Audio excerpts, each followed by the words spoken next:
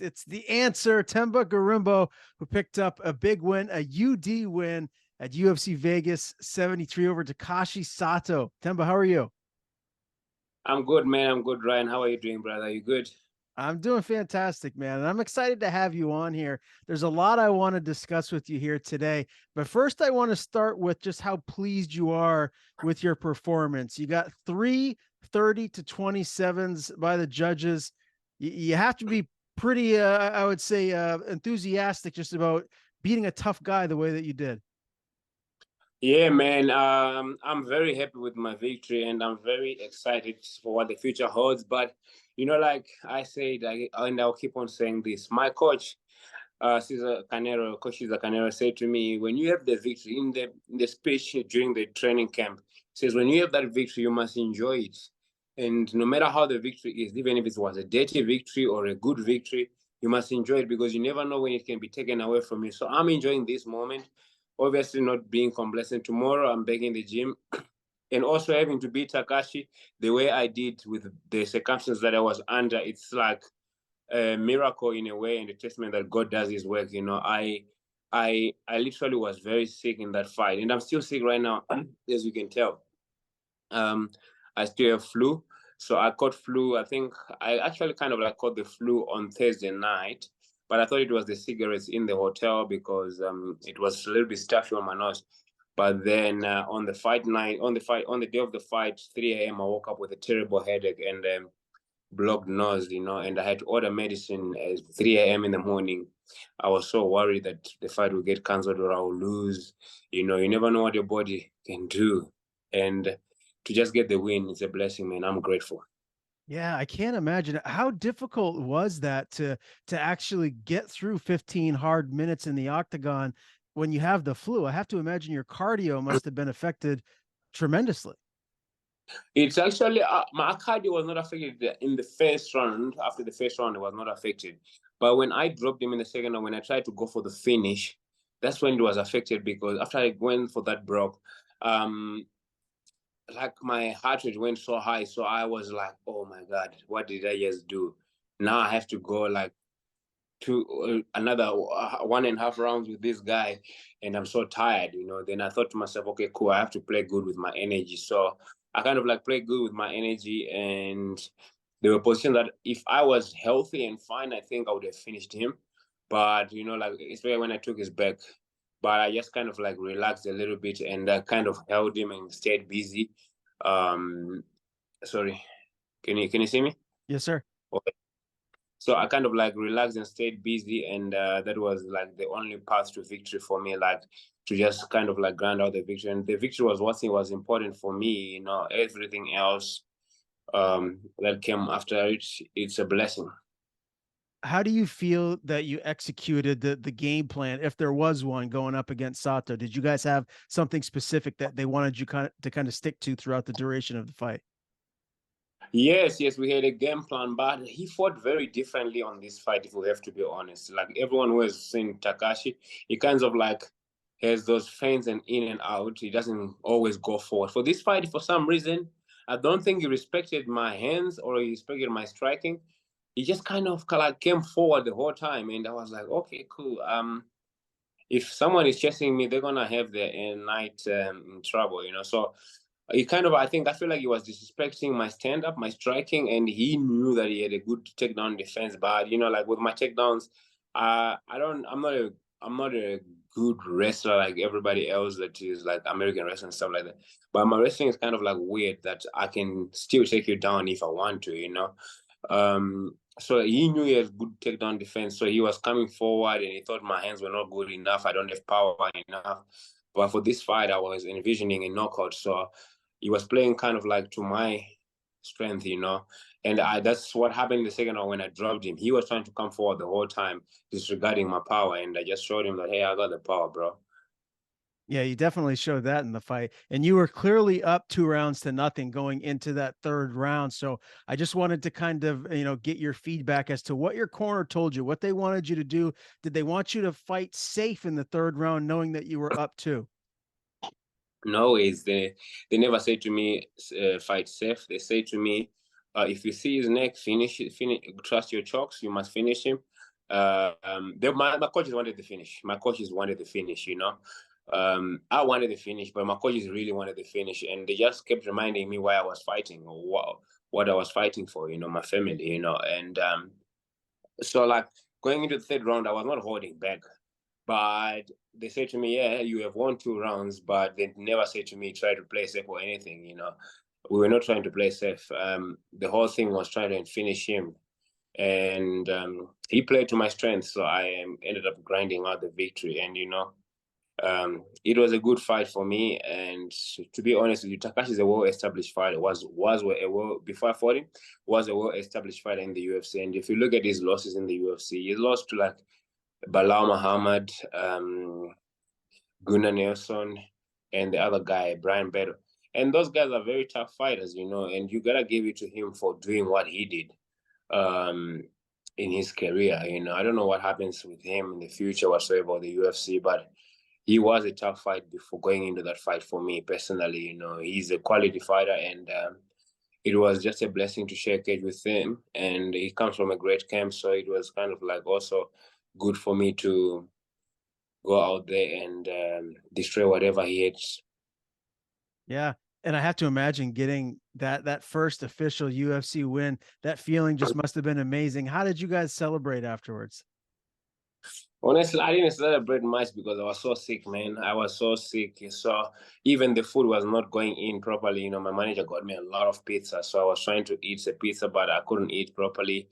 I just felt so full the whole time. I was sick, so I didn't really celebrate much after the fight.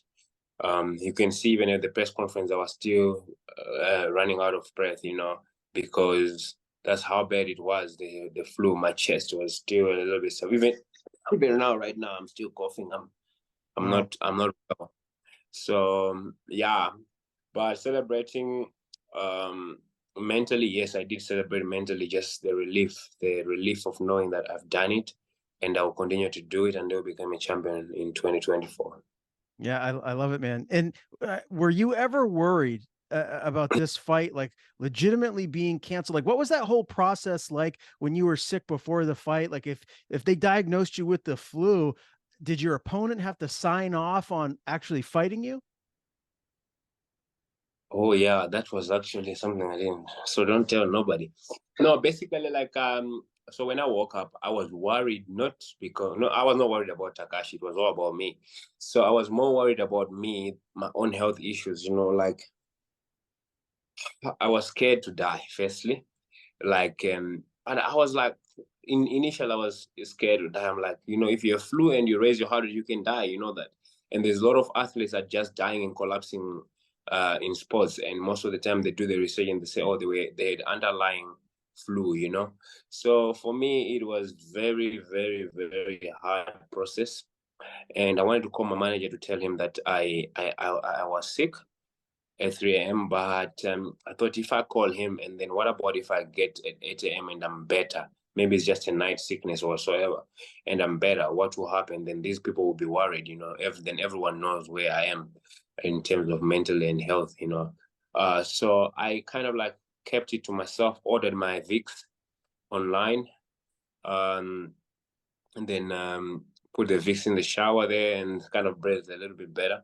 And yeah, man, I was worried that if I told anyone about it, the fight might be cancelled, or if I go in and fight, I might lose the fight. Then, when you lose twice in a row and you're just getting into the UFC, your chances are slim to none. You might be removed from the roster. So it was a very big challenge. It was a very, very big task for me to be able to go in that fight and fight unhealthy, and if you tell the UFC, I know for sure if I told them that I was sick, they were gonna cancel my fight. Okay. Definitely. And then Yeah. I'll go home with nothing in my pocket, and the struggle will continue. So I didn't want to do that at all. Okay. Yeah, I wasn't sure how all that worked, especially, with something like the flu. If you mention anything, I would have to imagine that they would either cancel the fight, or, they would ask you, do you want to go? And then ask your opponent if he still wants to fight. I wasn't sure how all that works. So I appreciate you explaining that in detail for me.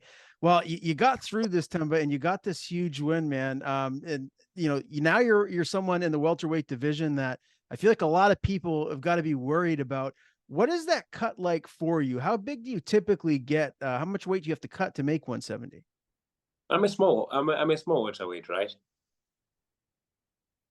What do you think? Am I a small waterweight? I'd have to see you in person. I guess I don't know. Like From the sometimes it can be a TV, little deceiving. from what you see? I would say you're an average size welterweight. Okay, it's a blessing to be there because I used to be a very small waterweight, but I've changed some things in my life.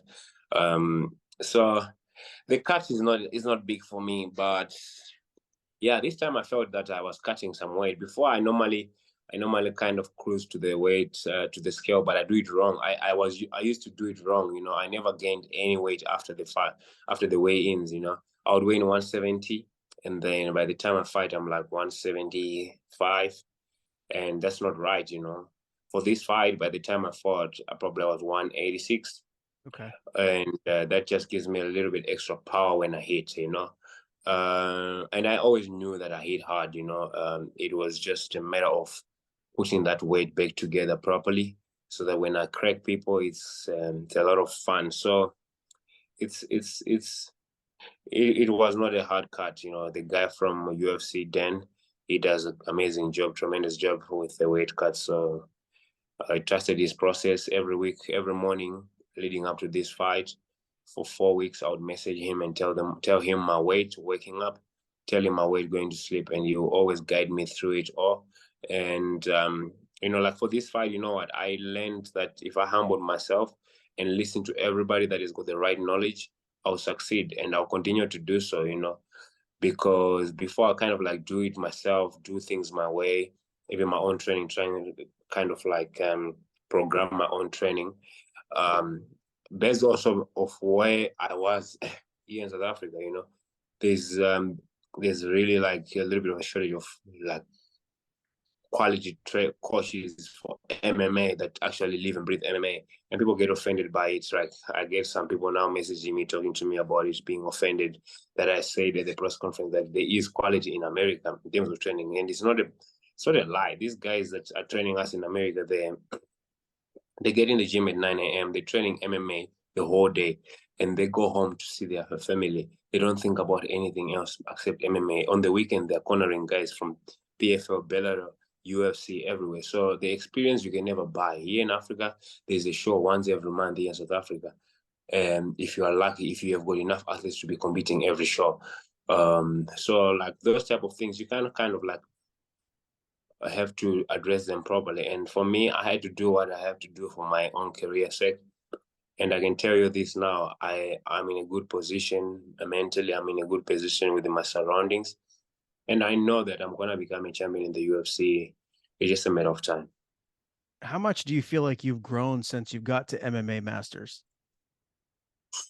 If I was not sick, I would have told you this 30% better as an athlete. If I was not sick, I would have shown my 30% better. But ever since I got to MMA Masters, I know this for a fact. Everything, just to have someone watching every move that I do in training and putting the guidance through, that can just improve me 10% already. And then the nutrition and the conditioning coach, that also improved 10 and 10. So I know that I have improved 30% for sure. And my confidence has grown. And also having to train with bigger guys than me and that are also as good, even better, that just helps you elevate to the next level. And I know I have improved, and it's good what happened the last fight that I got a little bit tired because you know what, the next opponent will probably bang on it. And yeah, but I know I have improved a lot. You could see the fight, watch the fight. You can tell that I'm a better improved man in there. And obviously it's been well documented everything that you said about, Colby Covington helping you leading up to this fight. What is it like having him, on your team to get that work in with? I mean, I have to imagine it just really takes you to another level, him being right now one of the absolute best 170ers on planet Earth. Just seeing him training can just elevate you, you know. Seeing Kobe training can elevate you to a new level because that guy, hey man, he works. You get tired watching him train, you know. But at the end of the day, you know, I also have that type of work ethic. So you kind of like see that and you kind of like know you're on the right path to where you want to go. So when you see that and you also know that you can do that, it's kind of like, how do I say it in a way? You know, English is not my first language, but I'm trying, you know. You're doing great. Um yeah, I'm trying. Um it's like that reconfirmation, you know, like of what you're doing is correct. You must keep doing what you're doing, you know. And the mindset that he has is great, and you can always learn from everyone. Like I learn from everyone, but it's better when you learn from the guys at the top, right? So I'm grateful that I have the opportunity to train with one of the best waterways who might become um, a champion soon, you know. How do you see that fight with him and Leon playing out? I think Kobe beats Leon, and he just it's just like, you know, if Kobe goes out there and does what he does. But, you know, like having that said, Leon is a tough competitor as well, you know. And if you're fighting a guy from England, you must know you are in for a treat. I know based on, I fought Leon Edwards' teammate before. And I know those guys, man, they come from tough background and you can feel it when you're in there with them.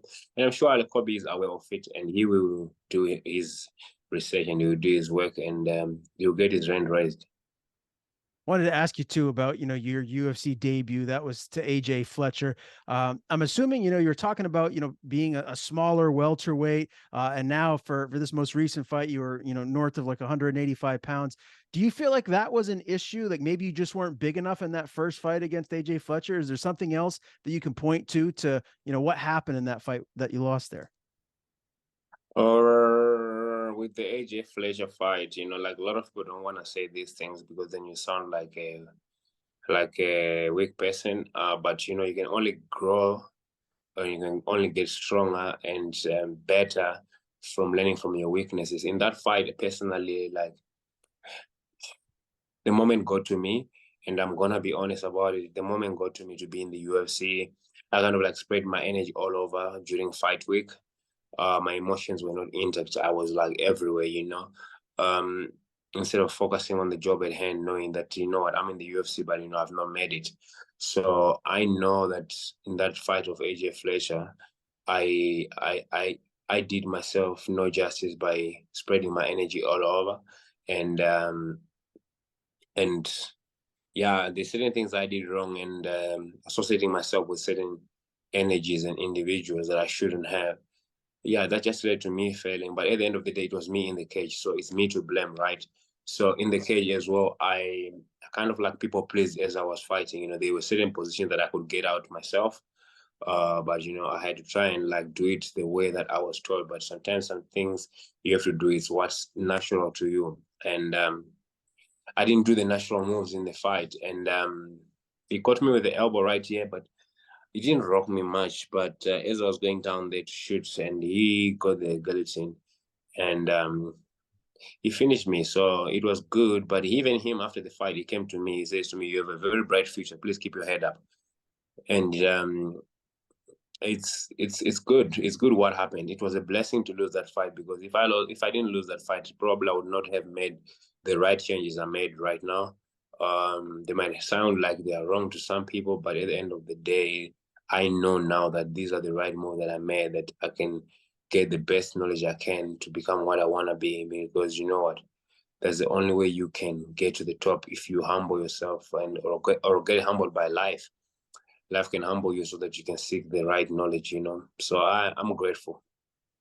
And I saw you called out Alex Bahunin for picking against you. Was that before the AJ Fletcher fight? Because I just did a podcast with him and UFC middleweight Joseph Holmes, and I believe he picked for you in this fight. So that must have been for your fight against AJ Fletcher, right? I don't know. Yeah, man, Alex, my good old friend. No, man. I think there was a miscommunication, and I thought because I just thought, okay, he's the one who runs MMA picks, whatever.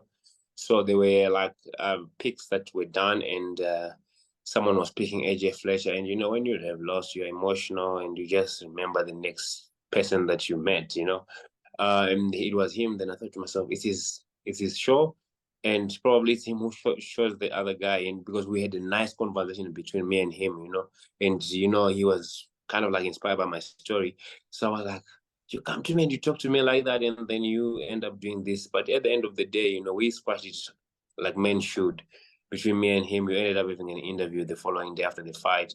We talked about it after the press conference, but it was something that was on my chest, and I had to let it out. Whether I was correct or wrong, we ended up squashing it off like men should. So it is a blessing that whatever happened in the past, we ended up like getting away from all those things, and we are here now. We are here talking about the future. We are here with a victory. I'm happy. And this is my first time interviewing you, Themba. So I gotta ask, you talked in the past about, you being an orphan at 13, at 16 years old, blood diamond smuggler. How difficult has it been to go through everything you've been through, to stay positive, to keep grinding, to keep moving forward, to get to where you're at now? I mean, I'm sure a lot of people would have crumbled under those circumstances. How difficult was it for you to stay positive and keep moving forward? Yeah, you are right. A lot of people would have crumbled under those circumstances, but not me. I was not born to be normal. I was not born to be average in life. Whether I chose to be anything, I was gonna succeed at it. And like even when I was at the Diamond Fields, I was 16, but I was doing way better than the guys that were way older than me. It just goes to tell you that I was put on earth to succeed, not to fail. So I don't even want to talk about that failure part, man. I was put on earth to succeed. So like growing up without my parents, and my mother passed away when I was 9, my father at 13. I can't change that. That is not up to me. It is God's will, and probably if they were alive, I'll probably not be fighting, right? Probably I'll be a teacher somewhere, or a pilot, whatever, or a soldier, whoever, or whatever it is that, like African parents want you to have an education, do something. So maybe I wouldn't be fighting in these arenas right now if they were alive. So, because I'm glad that they died, but it's just like how life is. We cannot change certain things, and we cannot control certain things. So I'm grateful that I'm in my position, that I have struggled the way I have struggled to come up. Sometimes it's not nice because you end up not like coming up the way I came up. I'm very It's very hard for me to trust people, because a lot of betrayals growing up as a child. So for me, it's a like almost trauma where you kind of like it's hard to trust anybody. But I'm getting that process right where I start to trust people. So um, yeah, it's a blessing to have had that struggle. The diamond fields, going to the diamond fields made me tough mentally because I used to see people die in front of me. You know, um, I used to see police shooting at me. I was beaten by dogs. I had 5 dogs, German shepherds, biting me. At the same time, I have marks all over my body from the diamonds fields, where dogs beat me. Um, Almost got killed by that because you know what? I lost a lot of blood after being beaten by those dogs. And like I said at the press conference, I saw heaven. When you see white, when you're passing out and you see white like angels, I go to that point, and I came back to life. And just goes to show you that the Lord loves me, and I will succeed in this sport of MMA, in the UFC. I will become a champion. Um, it's just a matter of time and when, and I'm not going to force things. When I force things, I crumble. When I do things right, when I do things naturally, I succeed. Good opportunities will come. Good fights will come. I will never call out anybody right now. But like, also I've got the right people around me. They tell me what to do, not to do, and I can trust them. So that part of fights, I'll just take one fight at a time. I know the UFC will give me the fights they want me to fight, and I'll fight anybody. Can't wait to see you back in there, Themba. Again, congratulations on getting your first official UFC victory. Again, UFC Vegas 73 UD victory over Takashi Sato. I really can't wait to see you back in there, man. So I'm not going to ask you who you want to fight. You already clarified that that's not going to happen. Just give me a time frame. When would you like to get back in there? I would like to get back in there. So basically, I have figured out myself like I'm a good fighter when I don't have long camps, because I'm always training very hard. I'm like, how do I say it? When I'm in camp, the only thing that changes is the way I eat. Like when I'm in fight camp, is the way I eat. When I'm out of fight camp, when I'm just training, I'm training extremely hard, but I eat whatever. That's the only thing that I adjust. And to have long camps for me drains my mind. Personally, I've come to realize that. And the thinking, because when I have a fight, when I have a mission or a goal, I'm 24/7 on it. And it's just difficult to process something, let's say, for 8, 9 weeks straight. So for me, it can overwhelm me. And I'm not being weak, but realistic here. So I prefer fight 4 weeks, 3 weeks. 3 weeks is like worst case scenario. 4 weeks is the best for me. 5 weeks, 5 weeks is the best camp for me. Like this one was 5 weeks. So I prefer those type of things. And yeah, I think when I get back to Miami, in a few days I'll be in Miami again. When I get back to Miami, I'll know when I want to fight. And I'll hit my manager up, hit Mr. Sean Shabby up, and then let's see what happens in the future. I don't, like I said to you, I don't choose. I don't pick and choose like many people do. I just fight. I hope someone picks and chooses me because I'm a poison. I love it, man. Again, thank you for the time. I really appreciate your time today. And again, congrats on the win. Before we do sign off, I want to give you the floor. Please tell people where they can follow you on social media. If you have anyone to thank, anything to plug, the floor is yours.